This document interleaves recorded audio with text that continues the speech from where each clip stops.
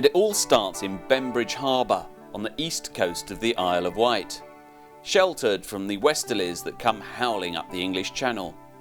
The estuary has been thoroughly messed about. It's a classic example of Victorian attempts at terraforming. From above, you can see where the old estuary was. Before 1880, flat-bottomed sailing barges could ride the tide 2.5 miles inland to the village of Brading, where cargo could meet the railway line. But it was decided to turn the estuary into a port. The entrance was dredged, and a railway embankment was built right across the middle. The trains and the ships are long gone. The embankment is now a road, and moored along its length are the most wonderfully idiosyncratic houseboats.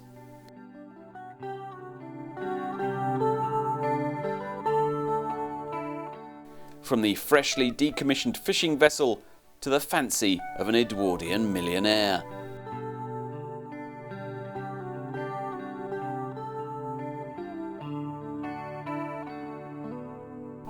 Even the old caravans on stilts have some sort of charm. At one time, so the locals will tell you, the barges were mere hovels occupied by scroungers and doleys, because there was no security of mooring. The landlord could tell you to sling your hook at a moment's notice. The occupiers eventually got security of tenure, and the once almost worthless patches of foreshore now trade hands at £100,000 a pop, and that's without the boat. So the centrally heated holiday bungalows on barges have started to appear, and worst of all, a 3-storey plastic speedboat. That's progress, I guess. During the summer, the harbour is packed with boats, but in the winter, they are nearly all ashore, which is where my boat is. We are A.A. Coombs Boat Builder. This is where I'm going to spend my first night on the boat. Great boats everywhere.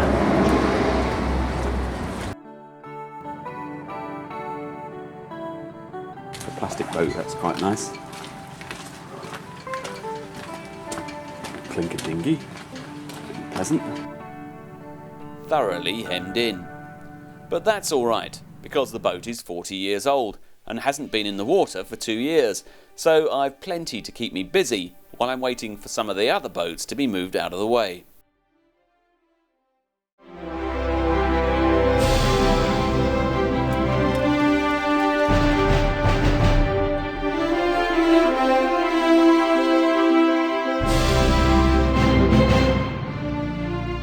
It's a nice entry, but once you get down, great big thick box keel and these 2 little stub keels on the side. Hopefully it'll give me some directional stability, but awful lot of stuff to drag through the water, and the boat weighs 2.5 tons and it's got less sail area than my racing dinghy, than my 13-foot racing dinghy. So you can imagine it's going to be no speed freak. Are you, my little beauty?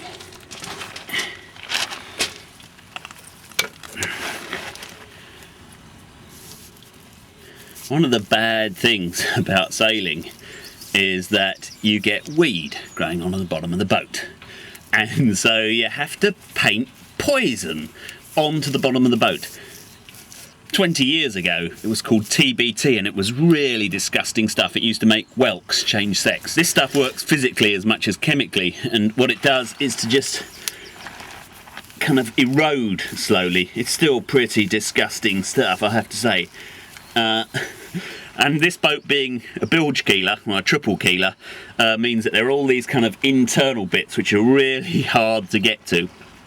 The good news is that because it's kind of dark here, even when it's underwater, it doesn't grow much weed.